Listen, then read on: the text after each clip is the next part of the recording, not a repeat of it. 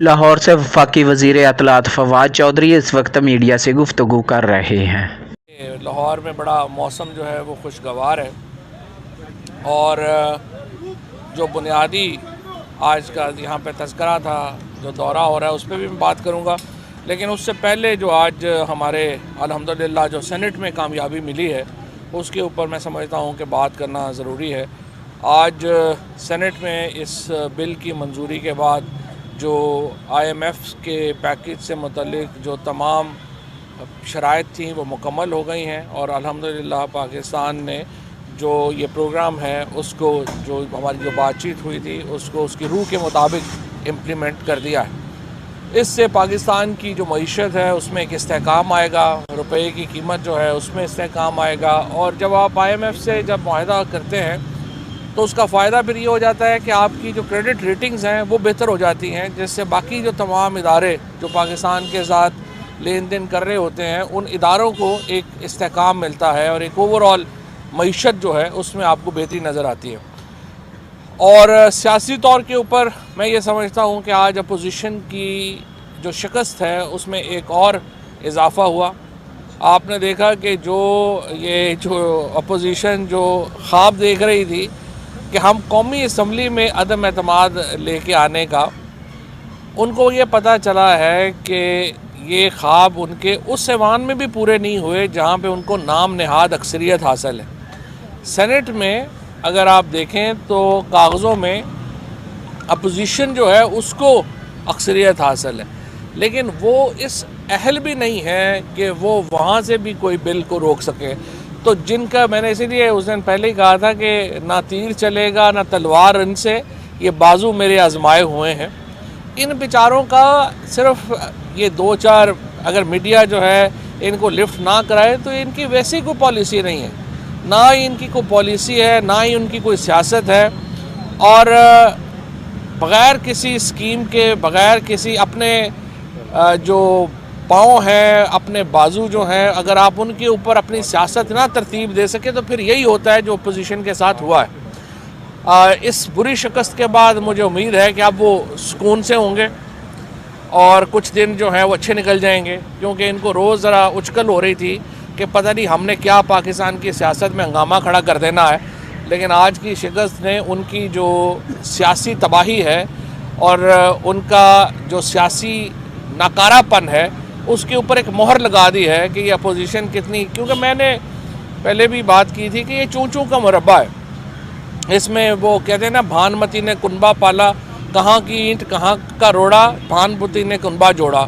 तो इनमें ना इनका जो है वो कोई लीडरशिप का इनमें कोई एक है। PMLN में जो इस वक्त लीडरशिप की लड़ाई है वो आपने देखा है कि वो किस तरीके से जारी है।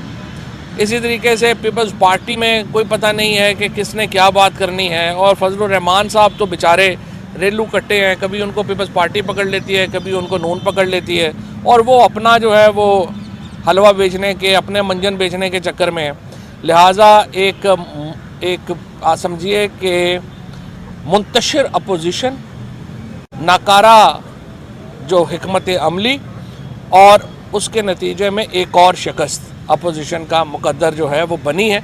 और अल्हम्दुलिल्लाह हुकूमत ने, पाकिस्तान तहरीक इंसाफ ने एक बार फिर अपनी बर्तरी सेनेट में भी साबित कर दी है। और ये साबित हुआ है कि इमरान खान अकेले ही एक तरफ हों और बाकी सारी अपोजिशन, सारी पार्टियां मिलकर भी उनके सामने ढेर हैं। और जिस तरीके से आज ये बिल पास हुआ है इस पर मैं पूरी कौम को मुबारकबाद देना चाहता हूँ। और जो ये बिल है उसने ये इंश्योर किया है कि जो पाकिस्तान में जो स्टेट बैंक है वो एक आज़ाद इदारा होगा और उसको जो सियासी दबाव है उससे हमने आज़ाद किया है। और ये जो बोर्ड इसका बनाया जाएगा वो इंशाअल्लाह ताला बड़ा एक ताकतवर बोर्ड है और ये पाकिस्तान की मईशत में एक बहुत अहम किरदार अदा करेगा। आज वज़ीर-ए-आज़म साहब जो लाहौर पहुँचे हैं, उनका जो बुनियादी मकसद था वो दो जो बड़े प्रोजेक्ट्स हैं हमारी गवर्नमेंट के, एक CBD का दौरा उन्होंने किया है और एक उन्होंने रूडा का दौरा किया है। ये जो CBD का प्रोजेक्ट है ये लाहौर के बिल्कुल वस्त में ये प्रोजेक्ट है, जो वाल्टन रोड से शुरू होता है और वाल्टन एयरपोर्ट तक आता है। इसमें अभी तक 24 अरब रुपए से ज़्यादा की इन्वेस्टमेंट हो चुकी है और ये प्रोजेक्ट बहुत ही एक लाहौर के लिए, लाहौर का एक पहला प्लान्ड कमर्शियल प्रोजेक्ट है, डाउनटाउन प्रोजेक्ट है। इसमें हाई राइज बिल्डिंग्स बनेंगी और लाहौर की एक बिल्कुल लैंडस्केप चेंज होगी। उसके साथ लाहौर के साथ एक नया शहर जो है वो बसाया जा रहा है रूडा के ऊपर। हाई कोर्ट ने अगरचे उसके ऊपर अपने तहफ़्फ़ुज़ात का इजहार किया है, लेकिन मैं ये समझता हूँ कि हुकूमत को ये हक़ हासिल है कि वो नए शहर बसा सके। ये कोई एक्विजिशन कोई हाउसिंग सोसाइटी के लिए नहीं हो रही थी कि उसको जज साहब कहें कि ये हाउसिंग सोसाइटी के लिए हो रही है। ये एक नया शहर बना रहे हैं और ये बहरहाल फ़ैसला हुकूमत नहीं करना है। अदालतों ने इससे पहले पॉलिसी फ़ैसलों में जब भी अदालतें गई हैं उसका फ़ायदा नहीं हुआ। हमने देखा है कि चाहे वो रकोटेक का मामला हो, चाहे स्टील मिल का मामला हो, जब भी अदालत ने अपने इख्तियार से तजावुज़ किया है उसका बहुत नुकसान हुआ है मुल्क को। और पॉलिसी साजी क्या होनी है ये बहरहाल ये एग्जीक्यूटिव का इख्तियार है और पार्लिमान का इख्तियार है। और दूसरा ये कि अदालतों को जो बहरहाल ये भी है कि जो पार्लियामेंट का इख्तियार है वो पार्लियामेंट के पास रहना चाहिए, जो एग्जीक्यूटिव का इख्तियार है वो एग्जीक्यूटिव के पास रहना चाहिए और जो जुडिशरी का इख्तियार है वो जुडिशरी के पास रहना चाहिए। और इसीलिए आज जो पंजाब गवर्नमेंट है उसने ये अपील फ़ाइल कर दी है हाई कोर्ट के फ़ैसले के ख़िलाफ़ सुप्रीम कोर्ट में।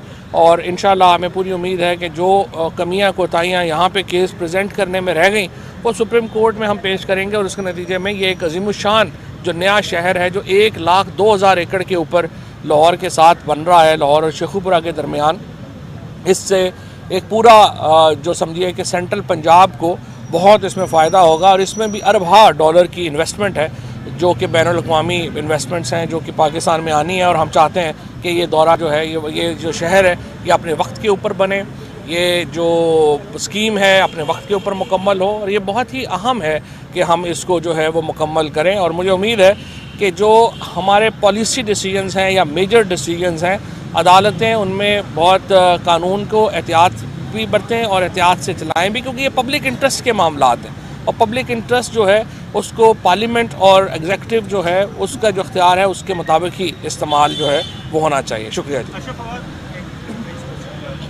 ये नए पाकिस्तान का जो खान साहब का ख्वाब था वो दो लोगों की बिना पर बहुत ज़्यादा देखा अवाम ने, एक असद उमर के लिए और एक शहजाद अकबर के लिए।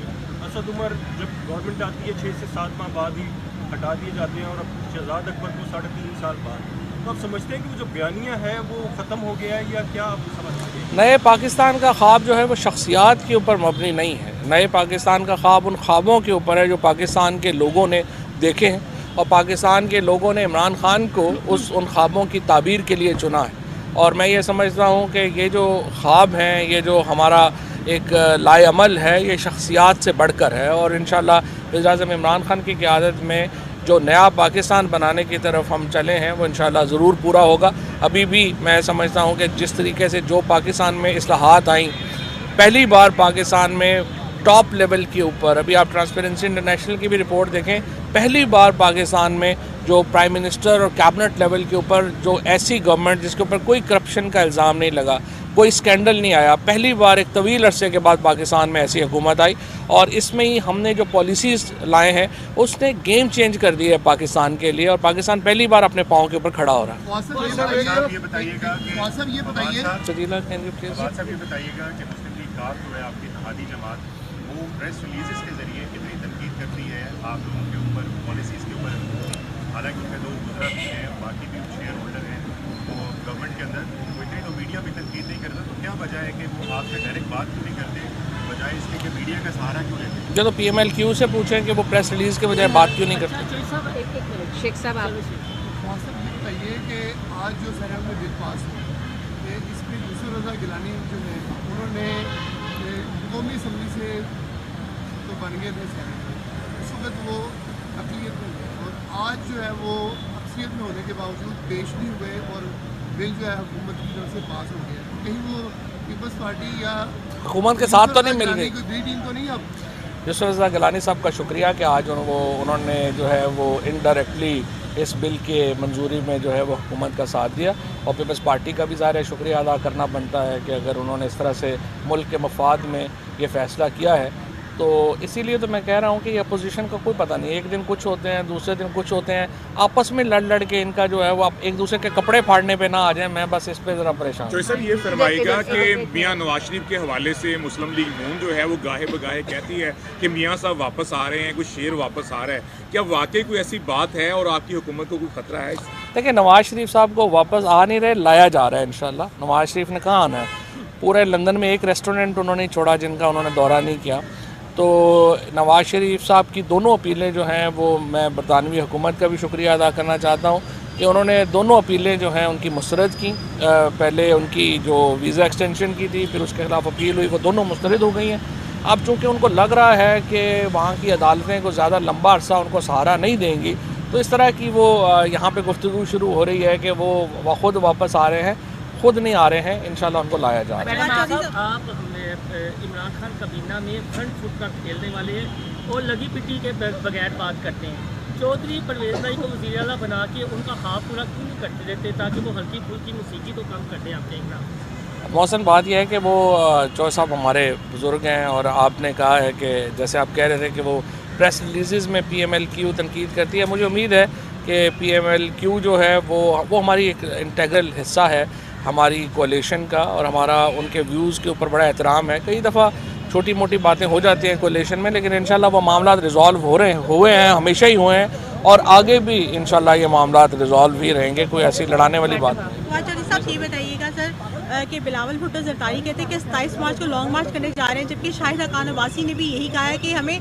जो है एतमाद का बस नंबर मिल जाए, उसके बाद जो है हुकूमत को टफ टाइम देंगे। क्या कहेंगे आप इस? शाहिद खान अब्बासी साहब जो है उनका पहला तो मुझे लगता ही है कि सबसे पहला नो कॉन्फिडेंस जो है वो शाहिद खान अब्बासी साहब और कुछ जो हमारे दोस्त हैं PMLN में, वो नवाज शरीफ के ख़िलाफ़ लाने का इरादा रखते हैं। और मैं इस दुआ गो हूँ मुस्लिम लीग नून के अहम वज़रा जो रहे हैं और अहम लीडरशिप हैं कि वो नवाज शरीफ को नून लीग में हटाने में कामयाब हो जाएँ। ये पाकिस्तान की खिदमत होगी। साहब ये फरमा दीजिएगा कि नवाज शरीफ वापस आ जाते तो उनके लिए क्या इंतजाम किए गए हैं? शहबाज शरीफ यहाँ पे मौजूद है, मरियम यहाँ पे मौजूद है, कौम की आंखें तरस गई हैं। उनके लिए इंशाल्लाह कोट लखपत जेल में नए बाथरूम वगैरह, कमरे वगैरह तैयार किए।